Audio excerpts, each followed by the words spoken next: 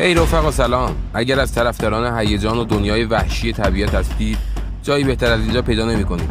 در این ویدیو قراره با شما به دنیای خطرناکترین و وحشی‌ترین حیوانات درنده جهان سفر کنیم.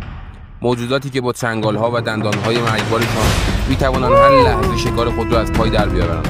از شاهکارهای طبیعت در اقیانوس‌ها گرفته تا شکارچیانی که در دل جنگل‌های استوایی به کمین نشستند. این لیست شامل حیواناتی است که فقط نگاه به آنها کافی است تا آدرنالین شما به اوج برسه. پس اگر به هیجان، ماجراجویی و دنیای وحشی حیوانات علاقه دارید، حتما کانال ما رو سابسکرایب کنید و هیچ کدوم از این ویدیوهای داغ رو از دست ندید.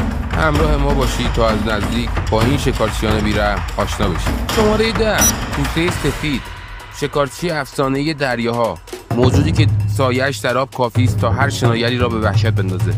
این غول عظیم الجثه که میتواند تا 6 متر طول و بیش از 2 تن وزن داشته باشد، یکی از خطرناکترین و بی‌رحم‌ترین درندگان